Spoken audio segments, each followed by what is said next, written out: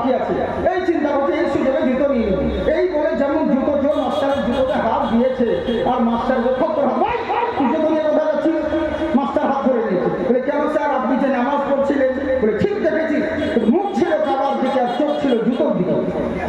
বুঝলে, এই তো হচ্ছে ব্যাপার। আমাদের নিয়তের মধ্যে তো গন্ডগোল।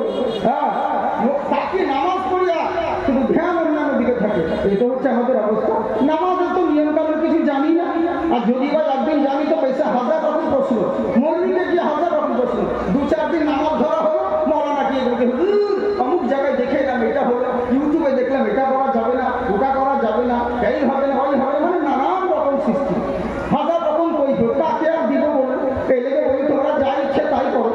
বুঝলেন, এই হচ্ছে ব্যাপার। কোয়ালিটি তো শেষ নেই, বহুত রকম। তো তেমনি মানুষের ধারণা হচ্ছে 2 রকম, হয় নামাজ পড়বে, নাহলে জুতো চুরি করতে যাবে, নাহলে কাউকে টোল মারতে যাবে, কিছু না কিছু একটা ব্যাপার। মুসা আলাইহিস সালাম চিন্তা করলেন, ভাই বান্দার কোন গুরুত্বপূর্ণ জিনিস হারিয়ে গেছে, এই রেগে কবরস্থানের দিকে এসেছে, নইলে আসতো না, নিশ্চয় গুরুত্বপূর্ণ জিনিস হবে।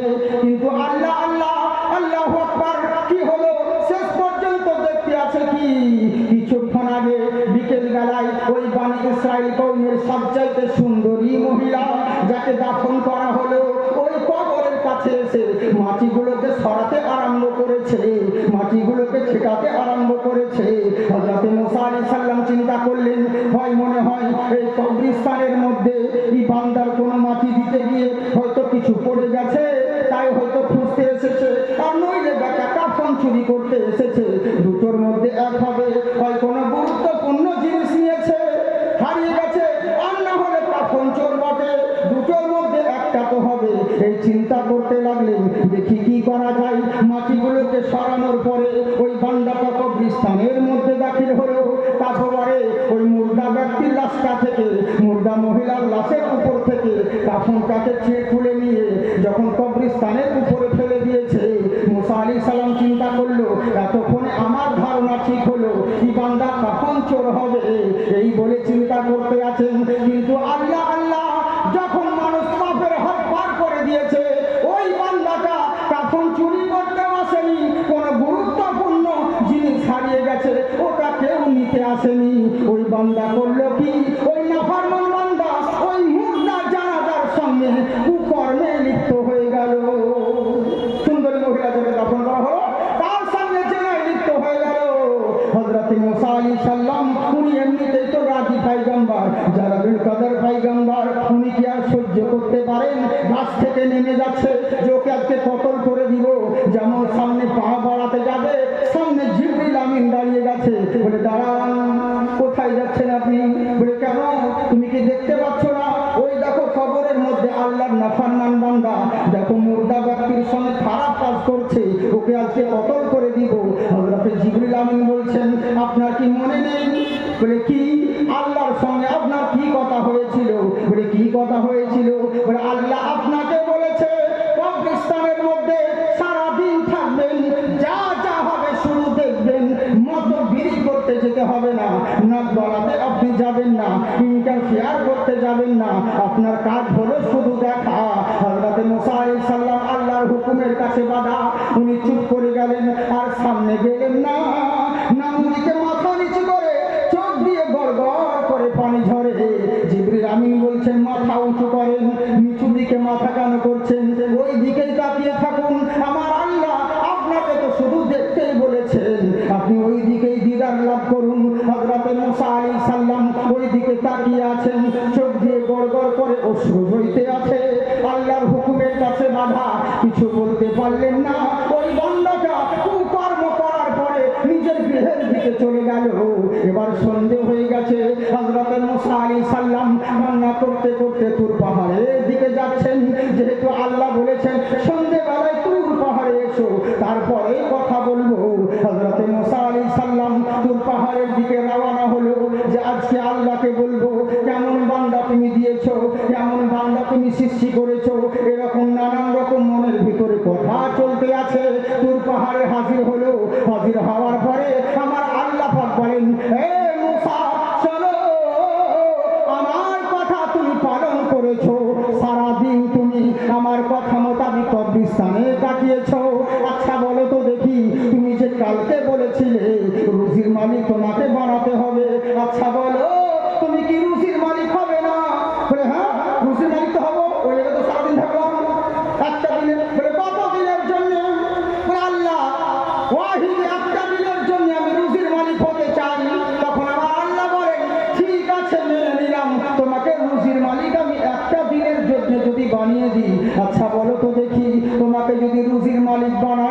আজকে কবরস্থানে যেই বান্দাটাকে খারাপ কাজ করতে দেখলে, মুর্দা ব্যক্তির সঙ্গে জেনা করতে দেখলে, ওই বান্দা যদি তোমার সামনে আসে তুমি কি তাকে রুজি দেবে?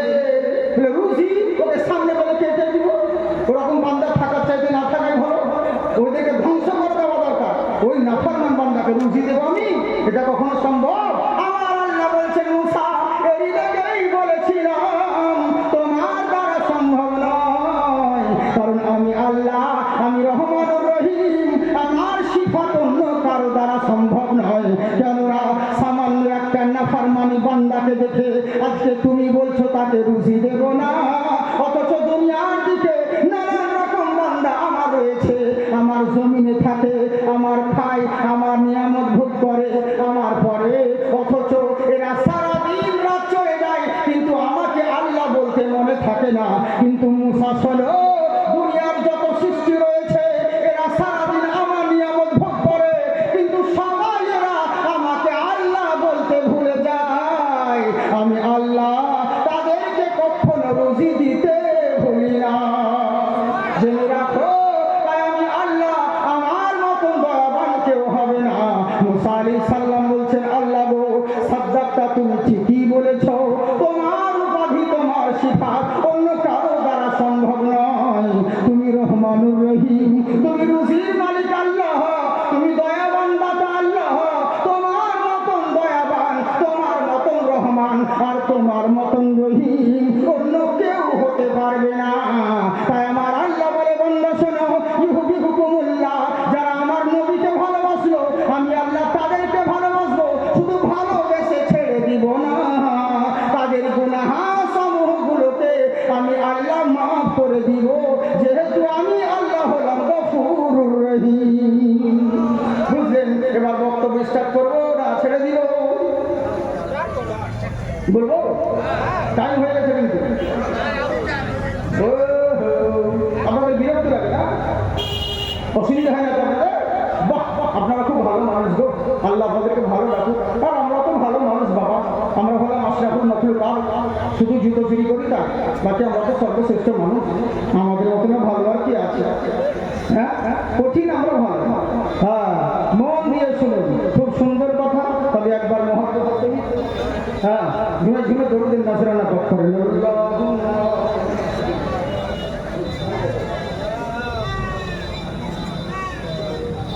ওয়ালা আলি সাইয়্যিদিনা মাওলানা মুহাম্মদ সাল্লাল্লাহু তাআলা আলাইহি ওয়াসাল্লাম। যাই হোক, চীনা সামনে পিছনে সকলে রয়েছে, সামনে অনেক জায়গা রয়েছে, এবার এইদিকে না হয় মানে ছাদে জায়গা থাকে, বাম্পারে ভিড় করে বসে আছেন আমরা, এই হচ্ছে ব্যাপার।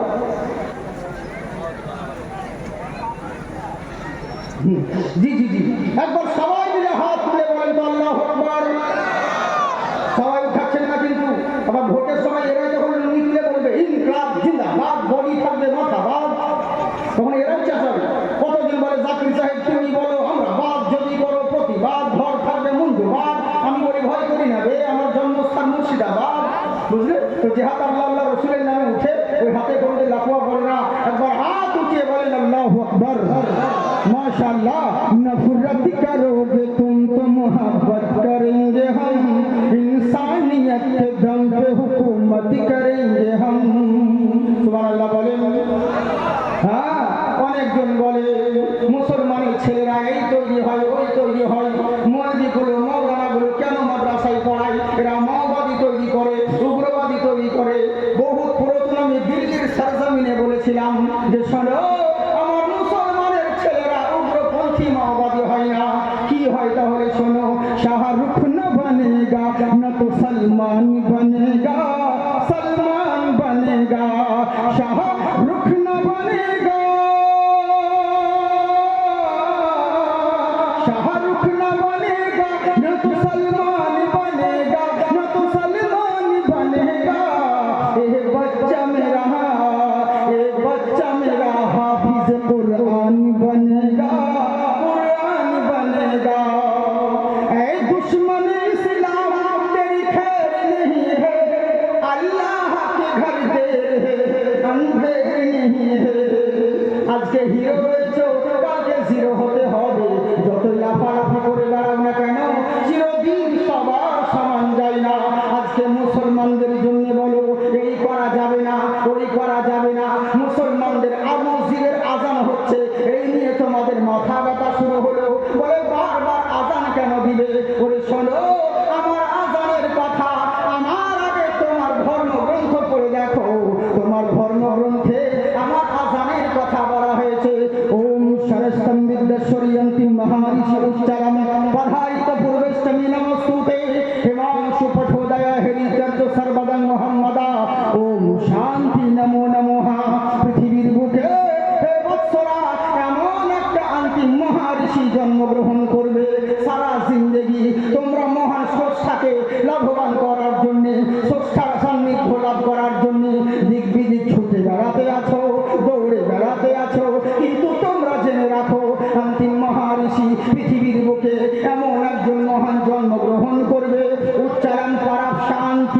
अंतिम महाऋषि उच्चारण करा शांति एमन एकजन अंतिम महाऋषि जन्मग्रहण करबे प्रत्येकटा मानुषके उच्चारण उच्च आवाजे उच्च स्वरे करा शांति शांतिर जन्य डाक दिबे कल्याणेर जन्य डाक दिबे कोन कल्याण আমরা মসজিদে বলি হাইয়া আলাস সালাহ হাইয়া আলাল ফালাহ এসো নামাজের দিকে এসো কল্যাণের দিকে এসো শান্তির দিকে ওই নবী শান্তির বাণী ডাক দিবে জেনে রাখো ওই নবীর ডাকে যদি তোমরা সাড়া দিতে পারো এখানেও কামিয়াব হবে ওখানেও স্বর্গ লাভ পাবে সুবহানাল্লাহ বলেন মনে হয় বুঝতে পারছেন না স্পিড হয়ে যাচ্ছে নাকি একটু মন দিয়ে বলেন বুঝতে পারবেন ওরে যতবার বলবেন বুঝলেন তো আপনারা ইন্ডিয়াতে যে প্রবলেম আমাদের যদি বাংলাদেশ হতো বা অন্য বিহার বা কেরালা বা ব্যাঙ্গালোর যদি হতো পাবলিক একটাও বসে থাকতো না শুধু মাঝ থেকে নাড়া লাগাতে ব্যস্ত থাকতো হ্যাঁ নাড়া লাগাতে হবে না কমসে কম সুবহানাল্লাহ তো বলে মহব্বতের জোরে বলেন সুবহানাল্লাহ হ্যাঁ তারপর কি বলছে শুনুন ওম জগদ্ধাত্রী মহিমা হাসুদা মাহে পৃথিবীর বুকে তোমরা যে বলো মসজিদের দরওয়াজায় লেখা থাকে আল্লাহুম্মা ফতাহলি আবওয়াব রাহমাতিকা তোমাদের মন্দিরের দরওয়াজায় লেখা থাকে ওকার চন্দ্রবিন্দু ওম আচ্ছা বলো তো দেখি ওম মানে কি ওম জগদ্ধাত্রী মহি হে সূর্যের মালিক হে চন্দ্রের মালিক হে ভূমণ্ডলের মালিক তোমার উপাসনা করি আর তোমার কাছে সাহায্য প্রার্থনা করি আমরাও তো মসজিদে বলি ইয়াকা না'বুদু ওয়া ইয়াকা নাস্তাইন আল্লাহ তোমার ইবাদত করি আর তোমার কাছে সাহায্য প্রার্থনা করি আমরাও যাই বলি ওরাও তাই বলে ভাষা আলাদা কিন্তু জেনে রাখো একটা কথা ওই মহান স্রষ্টা যার জন্য তানজিল মহান আল্লাহ তামাম জাহানকে সৃষ্টি করেছেন ওই আল্লাহর সান্নিধ্য পেতে গেলে কোনো মোল্লার দরবারে গিয়ে লাভ নেই এমন একটা দরবার রয়েছে অন্তিম মহাঋষি ওই মহান নবী মহামানবের যদি দরবারে যেতে পারো তাহলে জেনে রাখো ওই মহান আল্লাহর সান্নিধ্য লাভ করতে পারবে বলে কোন নবী জেনে রাখো বিষ্ণু যশের সমগ্র হেমা হাসুমতি পৃথিবীর বুকে এমন একটা গর্ভে জন্মগ্রহণ করবে ওই যে মহান নবী আমি অধিকার যাচ্ছি না শোনা কথা নতুন কথা আপনাদেরকে বলি ওই যে মহান নবী জন্মগ্রহণ করবে ওই মহান নবীকে তোমরা যদি মানতে পারো মহান আল্লাহকে মানা হবে বলে মানবো না কিসের জন্য নবীকে মানবো ওরে ওই নবী মুস্তাফা ও তো মুসলমানদের নবী ও তো টুপিওয়ালাদের নবী আমরা কেন নবীকে মানতে যাব বলছে শোনো পৃথিবীর বুকে এই ভূমণ্ডলের মালিক হলো আল্লাহ তামাম জগৎকে যিনি সৃষ্টি করেছেন সকল সৃষ্টির জন্য রব হলেন আল্লাহ তেমনি সমগ্র সৃষ্টির জন্য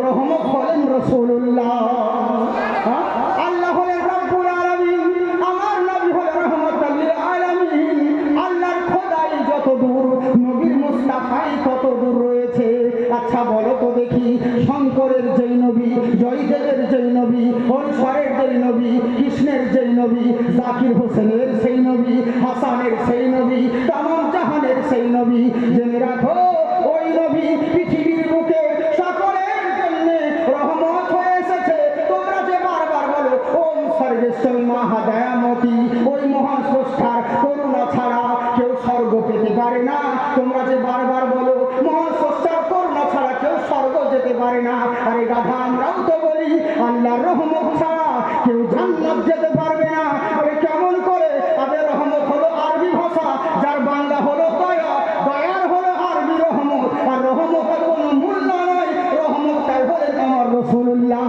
তার মানে বোঝা গেল আল্লাহর রাসূল ব্যতীত কাউরির বাপ কোনোদিন জান্নাতে যেতে পারবে না বুঝতে পারলে তাহলে বোঝা গেল তোমরা কেন ভুল ধারণা করছো আমার নবী ইসলাম ধর্ম শুধু মুসলমানদের জন্য নয় তামাম যত সৃষ্টি রয়েছে সকলের জন্যই হলো ইসলাম কোন নবীর কথা বলছো ওম চন্দ্রিমা কুঞ্চিকারিয়ান্নাকা পৃথিবীর বুকে আগমন হওয়ার পরে আসমানের চন্দ্রকে যিনি দুটুকরা করে দিয়েছিলেন ওটা কেবলমাত্র নবী মুস্তাফা আর অন্য কেউ করতে পারে না বলে তাই নাকি বললে হ্যাঁ পূর্ণিদম পূর্ণমহা পূর্ণমাদায় নমস্তুতে পূর্ণবাবা শিষ্যতে পৃথিবীর বুকে আচ্ছা বলো তো দেখি তোমাদেরকে একটা কথা বলি আসমানের সূর্য যদি ধর্মঘট করে দেয় পৃথিবী কি আলো থাকতে পারে থাকবে না পুরো পৃথিবীটা অন্ধকার হয়ে যাবে আসমানের চন্দ্র যদি ধর্মঘট করে দেয়,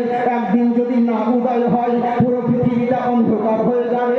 তোমরা কি ভেবে নিয়েছো চন্দ্র সূর্য যদি একটা দিন না উদয় হয়, সারা পৃথিবীটা অন্ধকারে ডুবে মরে যাবে, পুরো পৃথিবী ধূলিসাৎ হয়ে যাবে। কিন্তু তোমরা টেনশন করো না, তোমরা চিন্তিত হয়ে না। ওরে সূর্যের দরকার নেই, চন্দ্রের দরকার নেই, পূর্ণমাদায় নমস্তুতে ওই মহান নবী মুস্তাফাকে পৃথিবীর বুকে দাঁড় করিয়ে দাও। সূর্যের দরকার হবে না, চন্দ্রের দরকার হবে না, বিশ্ব নবীর বডির আলোতে সারা পৃথিবী আলোকিত হবে। জেনে রাখো, ওই মহান স্রষ্টার প্যারা নবীকে যদি মানতে পারো, মহান আল্লাহকে মানা হবে। গুরু মূর্তি ভক্তি পূর্ণম পূজাতনম, বনে জলে জঙ্গলে ভক্তি সহকারে ওই মহান গুরুর যদি নাম জপতে পারো, এখানেও কামিয়াব হবে, ওখানেও লাভবান হবে। আর এটাই তো কোরআনের মধ্যে বলে, লাকাদ কানা লাকুম ফি রাসূলিল্লাহি উসওয়াতুন হাসানা। কেমন করে চলবে, কেমন করে পড়বে, কেমন করে খাবে, তোমার জিন্দেগি আল্লাহ রসুলের জিন্দেগির সঙ্গে যদি মিলাতে পারো, এখানেও কামিয়াবি, ওখানেও জান্নাতি। ভালো মানুষ হতে চাও, আল্লাহর রসুলকে ফলো করো। ভালো দানব হতে চাও, আল্লাহর রসুলকে ফলো করো। ভালো বাণী হতে চাও, আল্লাহর রসুলকে ফলো করো। নামি দামি হতে চাও, আল্লাহর রসুলকে ফলো করো। ভালো জ্ঞানী হতে চাও, আল্লাহর রসুলকে ফলো করো। মহাজ্ঞানী হতে চাও, আল্লাহর রসুলকে ফলো করো। ভালো ব্যবসায়িক হতে চাও, আল্লাহর রসুলকে ফলো করো। ভালো বাণিজ্যিক হতে চাও, আল্লাহর রসুলকে ফলো করো।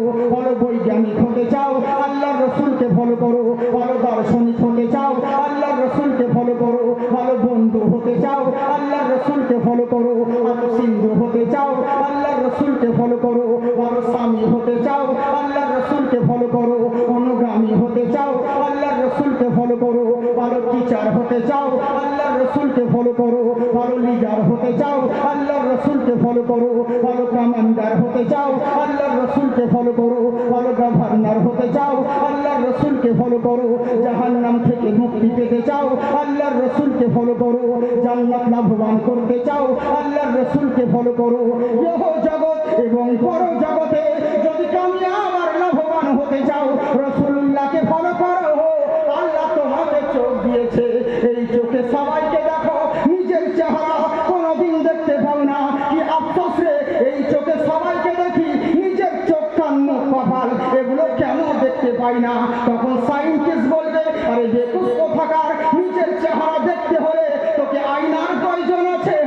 এই মুসলমান, নিজের জাত দেখার জন্য যদি আয়নার দরকার হয়, নিজের জিন্দেগি দেখার জন্য সরকারে মদিনার দরকার রয়েছে। তাই বলছে, শোনো, ওই নবীকে মানতে পারলে মহান আল্লাহকে মানা হবে। তাই তো আমার আল্লাহ বলে, হাবিব গো, যারা আপনাকে ভালোবাসলো, আমি আল্লাহ তাদেরকে ভালোবাসবো। এবার ভালোবাসা মুখে দাবি করলে হবে না। মা আতাকুমুর রাসূলু ফাখুযুহু ওয়া মা নাহাকুম আনহু ফান্তাহু। যারা আল্লাহ রাসূলকে ভালোবাসো, তারা মন দিয়ে শোনো, আল্লাহ রাসূল যেটা দিয়েছেন সেটা সাদরে গ্রহণ করো, আর যেটা থেকে নিষেধ করেন সেটা থেকে বিরত থাকো। বুঝলে? শুধু মুখে ভালোবাসা বললে হবে না, আগে বাড়বো, আগে বাড়বো তো। হ্যাঁ, ওহো বাবা, না রাত হচ্ছে তো, আপনাদের রাত হচ্ছে, অনেক মানুষের ব্যাপার রয়েছে। হ্যাঁ, দূর থেকে লোক এসেছে, সবাইকে ঘর যেতে হবে, আমরা তো বহু দূর থেকে এসেছি। হ্যাঁ, মাশাআল্লাহ, সুবহানাল্লাহ, সুবহানাল্লাহ। কতক্ষণ বলবো বলে? সারা রাত? হ্যাঁ, বাপের মাল তো। জি জি, সারা রাত। জি জি, আল্লাহ রসুল আপনাদের এই জজবা আপনাদের ভালো রাখুক, সেনামুখী ভাবছিরা আমার। হ্যাঁ, আমার আল্লাহর বড় অবদান। যাই হোক, আমি বেশিক্ষণ আপনাদেরকে বিরক্ত করবো না, জাস্ট হালকা। আবার তো আসবো, পাঁচপুকুর মাদ্রাসাতে আবার জলসা আছে। আমি গতবার এসেছিলাম তো আমাকে দিয়েছিল একদম এন্ড টাইমে কুয়াশা, বক্তাকে তো দেখতে পাওয়া যাচ্ছিল না মনে হয়, বুঝলি, শেষ বেলায়। তো চাইতে ইনশাল্লাহ এবারও শেষ রাত্রিতে আছি, আল্লাহ যদি বাঁচিয়ে রাখে আমার তো ইনশাল্লাহ আসবো। তবে আর টাইম ওই দিকে হবে না, প্রথম দিকে হবে, বুঝলেন। তো আজকে বস্তার মুখ খুলছি, আল্লাহ যদি সুযোগ দেয় তো মালগুলো করবো ওই দিন, আল্লাহ যদি আবার আনাইতে হবে। হ্যাঁ, যাক গিয়ে মোহাম্মদের সঙ্গে বলেন আল্লাহু আকবার।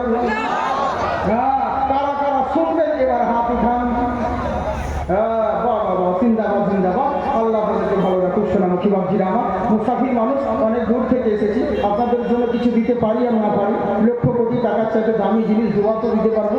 তবে আপনাদের কাছে আমার একটা দাবি, আপনারাও আমার জন্য দোয়া করবেন। আমাকে ডক্টর বলেছিল 3 বছর কথা বলতে পারবেন না, আস্তে আস্তে যখন মুখটা খুলবে, খাওয়া দাওয়া করতে পারবেন, তখন আস্তে আস্তে কথা বলতে পারবেন। যদি বেঁচে থাকেন তবে, আর এর আগে মরে গেলে তো কোনো ব্যাপারই নেই, তবে বেঁচে থাকলে যদি কথা বলতে পারেন তাহলে 3 বছর। কিন্তু আল্লাহর কি কুদরত দেখুন, হ্যাঁ, যে 3-4 মাস হলো অপারেশন হওয়া, এর আগে আমি কিন্তু 4-5টা প্রোগ্রাম করে দিয়েছি, আবারই করছি। তো ডক্টরকে যখন আমার ভিডিও দেখাচ্ছি যে देखिए सर मैंने प्रोग्राम किया, तो बोलছে सच में अभी का प्रोग्राम है या पहले का? अच्छा नहीं, रिसेंट प्रोग्राम है, देखते हैं ना मास्क पहन के प्रोग्राम करता हूँ। ओ हो, तब तो मिराकल हो गया यार, चमत्कार हो गया বলছে।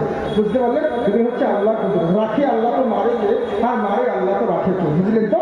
এরই লেগে তো বলে আল্লাহ যারে চাই বাঁচাতে কে মারিতে পারে, পানির ভিতর অত সাগর হতেও আসে ফিরে আল্লাহ, তুমি জানলে জালালাহ শেষ হবে না তোমার গুণগান।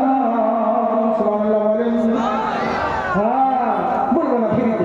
যাকে আমার মা বোন এখানে অনেক আছে দেখছি, আল্লাহ তোমাদেরকে আওয়াজ রাখো। মা বোন তোমরা মন দিয়ে শোনো, তোমাদেরও আজ হবে, যদি আল্লাহ বলা যায় ইনশাআল্লাহ বলবো। আর তোমাদের ব্যাপারে আগে খুব বলেছি, কিন্তু এখন আর বলবো। কেন বলুন তো? মেয়েদের ব্যাপার বিরুদ্ধে বলা উচিত নয়। আমি অনেক জায়গায় বলে দেখিয়েছি, কিন্তু আমি তো জলসা করে বলে চলে যাবো, কিন্তু ফাঁস দিয়ে মৌলানাগুলো, ইমামগুলো, কারণ ওদের পালি, ওদের ভাত কিন্তু এদেরই হাতে। আপনাদের যখন পালি পড়বে আপনারা তো বলে চলে যাবেন শাকসবজি এনে, কিন্তু রান্না বান্না খাওয়া দাওয়া তো ওরাই করাবে। যদি ভাতের তলে বীজ ভরে দেন, মল্লিকার জলসা করতে হবে না, ওর জানাজা করতে হবে ভাই। এই লেগে বলছি মা বোন, তোমাদের বিরুদ্ধে আমি বলিনি, আর ইনশাআল্লাহ আর বলবো না। তোমরা খুব ভালো, তবে একটাই অনুরোধ যে তোমরা সব করো, কিন্তু পর্দাটা করো। আমাদেরকে দেখে শুধু পর্দা করতে হবে না, সকলকে দেখেই পর্দা করো। আজকাল মেয়েদের পর্দা মানে বুঝতে পারছেন, গোপাল জর্দা, একে তো পর্দা বলে না, শুধু মৌলবীর সময় পর্দা, মৌলবীর সাথে সামনে পর্দা, আবার সেই অন্য সময় যাকে তাই। দুঃখের বিষয়। হ্যাঁ, রাস্তার ধারে জ্যোৎস্নার মা স্নান করছে, গোসল করছে টিউবওয়েলে, আর মেয়েকে দাঁড় করিয়ে বলছে মা কেউ এলে বলবি। বলে ঠিক আছে। এবার মেয়ে দাঁড় করিয়ে আছে, একজন আসছে সাইকেলে গিয়ে শুনতে পাচ্ছে, মা দেখ তোকে। বলে মা কুতুব চেঁচাও, কুতুব আসুক, তোদের দাদা হচ্ছে আসুক। আবার দেখ তোমাকে আসছে, বলে মা সেরাজুল মানে অসুখ, তোদের টাকা হচ্ছে ওই পাড়া, অসুবিধা থাকুক। আবার দেখ তোমাকে আসছে, বলে মা মৌলভী সাহেব, ইমাম সাহাব, যেমন বাড়া তাড়াতাড়ি অন্যকে নিয়ে ঘাটে লুকোচ্ছে। কেন রে, আমরা কি তোর ভাসুর হই? হ্যাঁ, আমরা কি তোর শ্বশুর হই? সারা দেশের লোককে উদান করে দেখাবি, আর মৌলভীর সামনে পর্দা করবি। একে পর্দা বলে না, পর্দার নামে জর্দা হয়। হ্যাঁ, একে পর্দা বলে না হয়। জেনে রাখো, যদি পর্দার মধ্যে থাকো, দুনিয়ার মানুষ তোমাকে সম্মান দিবে, আদর করবে, মা বলে ডাকবে। আর যদি তুমি মনে করো আমার সম্মানের দরকার নাই, উদাম হয়ে বেড়াও, তোমাকে আর মা বলবে না, ম্যাডাম বলবে। ম্যাডাম মানে বুঝো, মেয়ে মানুষ যখন ব্যায়াম হয়ে যায় তখন ম্যাডাম হয় ভাই, বুঝলেন? এ হচ্ছে ব্যাপার। তো তোমরা ম্যাডাম সেজিও না আমার সোনামুখী মা জননীরা, তোমরা খুব ভালো। তবে তোমাদের জন্য কোনো মৌলবীর অবদান নাই। মা পশ্চিমবাংলার মেয়েদের উপরে যদি অবদান থাকে তো আমার আছে। কেন বলুন তো? আজকে লক্ষ্মী ভান্ডার হাজার পাচ্ছে, কার জন্য? আমার লেগে। আমি তো জলসা বলে বেরিয়েছি, বুঝলেন? তবে একটু বেশি আমি আবদার করেছিলাম, কিন্তু এখন একটু কম দিচ্ছে। দোয়া করেছিলাম আল্লাহ যেন 5,000 দেয়, 500 দিচ্ছে, 5,000 দেয়, কিন্তু 5,000 দেয় না, 1,000 দিচ্ছে। তবে আল্লাহ যা করে ভালো লেগে করে। যদি 5,000 টাকা দিয়ে দেয়, আপনাদের মতো স্বামীকে ভাত খাবে, 14 বার তালাক দিন। হ্যাঁ, এমনিতে তো মেয়ে মানুষ বলছে আমরা এখন স্বাধীন হব, আর পুরুষের দরকার নাই, পুরুষ নিয়ে কি করিব, আমরা এখন বেতন পাই। এই হচ্ছে ব্যাপার। এই লেগে বলছি মা বোন, তোমরা এখন 1,000 টাকা পাচ্ছ, তবে অনুরোধ করবো তোমাদের জন্য খুব তাড়াতাড়ি 2,000 টাকা করে পাবো আরো। তো অনুরোধ, 11টি মাস তোমরা খাও, একটা মাসের টাকা জলসায় দান করে যাও। একটা মাসের টাকা দিবে। আজকে যদি নাও দিতে পারো, কমসে কম মা বলছো আমাকে আমার নামটা লিখিয়ে যাবে। বাপ ভাই আপনাদেরকেও বলবো, বহুদিকে বহু টাকা যাচ্ছে, কিন্তু মসজিদের জন্য নাকি জলসা হচ্ছে। আজকে কালেকশনের জলসা নয়, কিন্তু ওইটা ভালোবাসার জন্য। চাইবো না আপনাদেরকে, আমি অত বিহায় না যে বারবার বলবো আপনাদেরকে পয়সা দেন, কোনো পয়সা আমাকে কেউ বলেও নি। কেন বলতে যাবো? হয়তো 5-7 বার বলবো, হ্যাঁ, বেশি বলতে যাবো না। তবে কথা হচ্ছে কি, চাইবো না। হ্যাঁ, আপনাদের যদি ভালো লাগে তবে আপনারা দিলে কোনো বলছি আপনি 1 মাস পরে দিবেন, 2 মাস পরে দিবেন, ওদের সামনেবার জলসাতে দিবেন, তাও যদি না পারে তো মরার পরে দিবেন কোনো ব্যাপার।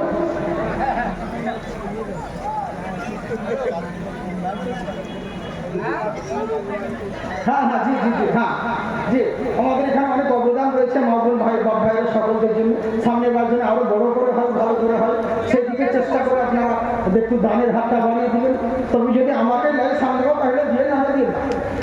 হ্যাঁ, তো যাই হোক, তো ইনশাআল্লাহ মা বোন বাবজি সোনামুখী আর আপনারা খুবই ভালো, অতএব আপনারা দিবেন, আপনাদেরকে জবরদস্তি নাই। তবে মুহাম্মদের সঙ্গে জোরে বলেন আল্লাহু আকবার। হ্যাঁ, তাই আমার আল্লাহ রাব্বুল আলামিন বলে, বান্দা শোনো, আল্লাহ রাসূল যেটা দিয়েছেন সেটা সাদরে গ্রহণ করো, আর যেটা থেকে নিষেধ করেছেন তা থেকে বিরত থাকো। এবার চিন্তা করে দেখুন আমরা কেমন নবীকে ভালোবাসি আর সাহাবীরা কেমন নবীকে ভালোবাসতেন। কত সুন্দর কথা দেখুন। হযরত আবু তালহা রাদিয়াল্লাহু তাআলা আনহু, আমার সাহাবী ছেলেটা অসুস্থ পড়ে গেল, আল্লাহ রাসূলের কাছে গিয়ে বলে, ইয়া রাসূলুল্লাহ, নবী গো, বহু চেষ্টা করলাম হুজুর, অনেক ডাক্তার দেখালাম, অনেক কবিরাজ দেখালাম, অনেক হেকিম দেখালাম হুজুর, কোনো মতেই ভালো হলো না, কিছু একটা ব্যবস্থা করে দিন। আমার নবী বলছে, শোনো, আমার আল্লাহ যেটা করে সেটা ভালোর জন্য করে। সুবহানাল্লাহ বলেন। এখনো তো আসল জিনিস শুনেননি। হ্যাঁ, ও তো শুরু করছি, দাঁড়ান। মুহাব্বতের জোরে বলে সুবহানাল্লাহ, ঈমান তাজা হয়ে যাবে। মন দিয়ে শুনেন। সাহাবীকে কি বললেন আল্লাহ রাসূল? হযরত আবু তালহা বারবার বলছে, হুজুর গো, আমার ছেলে অসুস্থ রয়েছে, কিছু একটা ব্যবস্থা করুন। আল্লাহ রাসূল বলেন, শোনো, কি ব্যবস্থা করব? বলে, হুজুর, আমার ছেলেটা যেন সুস্থ হয়ে যায়, ছটফট ছটফট করছে, মনে হয় মারা যাবে। আমার নবী বললেন, শোনো সাহাবী, যদি তোমার ছেলে মরেও যায় এটাও আল্লাহ ভালোর জন্য করবে, আর যদি তোমার ছেলে বেঁচে থাকে তাহলে জানতে হবে এটাও ভালোর জন্য আছে। তুমি সবর করো, আমার আল্লাহ যেটা করে সেটা ভালোর জন্য করে। করে না বাবা, করে না? করে জালসাতে আসা মানে কিছু ঈমান তাজা করা ঘটনা শোনা। আল্লাহ যা করে ভালোর জন্য করে। আজকে জালসা করতে করতে আমি হয়তো যদি বক্তব্য দিতে নাও পারি, আমার হয়তো সিলাই কেটে গেল, কিংবা হয়তো কাশি চলে এলো, প্রোগ্রাম করা হলো না, তার মানে ভাবছেন বেকার হয়ে গেল না, নিশ্চয়ই এতে আল্লাহ ভালাই লিখেছে। এখন জালসার ময়দানে যদি প্যান্ডেল ভেঙে যায়, পানি বৃষ্টি বর্ষণ শুরু হয়ে যায়, সব কে কোন দিকে লোকজনই চলে যায়, জানতে হবে এটা আল্লাহ ভালোর জন্য করেছে। কারণ আল্লাহ কখনো কারো খারাপ করেন না, আমার আল্লাহ যেটা করেন সেটা ভালোর জন্য করে। বুঝলেন কেমন আল্লাহ? আমার আল্লাহ কেমন রহমান, চিন্তা করুন। ওরে সওদাগর বাদশা শুনেছেন? একটা গল্প বলে দিই। সওদাগর বাদশা কিন্তু কি করলো, তার গোলাম ছিল একটা, গোলামের ঈমান ছিল মজবুত। আমরা তো সুবহানাল্লাহ আলহামদুলিল্লাহ বলার সময় পাই না, কিন্তু ওই ঈমানদার মজদুর সব সময় একটাই কথা বলতো, আলহামদুলিল্লাহ আলহামদুলিল্লাহ, আল্লাহ তুমি যা করো ভালোর জন্য করো, আল্লাহ তুমি যা করো ভালোর জন্য করো, শুধু মুখে এটাই তসবিহ করতো সব সময় সব সময়। এবার হঠাৎ করে সওদাগরে একদিন করেছে কি, আঙুলে ফোঁকা লেগে গেছে। গোলামকে বলছে, গোলাম শোন, বলে বলুন জাহাপানা, বলে দেখ তো আমার আঙুলে ফোঁকা লেগে গেছে। গোলাম বলছে, আলহামদুলিল্লাহ, আল্লাহ যা করে ভালোর জন্য করে। আচ্ছা বলুন, রাখবে না? ওর মনে দুঃখ হলো, কারণ এটা ঈমান কমজোরি, এই জন্য দুঃখ হচ্ছে। মন দিয়ে শুনেন, যদি শুনেন তাহলে বড় গেলে ছেড়ে দেবেন। শুনবেন তো? আচ্ছা, মাশাআল্লাহ, জিন্দাবাদ থাকুন। আচ্ছা, আমার কথা একটা শুনুন বাবজি, আমার সামনে অনেক জায়গা রয়েছে, একটু সামনের দিকে আসুন, তাহলে বলতে ভালো লাগবে। ডান দিকে রয়েছে এরই লেগে, আপনারা জানেন, ইন্টারনেটে দেখেছেন আমাদের মাহফিলে হাজার নয় লক্ষ লক্ষ লোকের সমাবেশ থাকে। কারণ আমরা সব জায়গায় সবসময় আসি না, বছরে একবার দুবার বিভিন্ন এলাকায় আপনাদের এইদিকে। হ্যাঁ, তো যার জন্য বলবো একটু অসুবিধা হচ্ছে, কারণ লক্ষ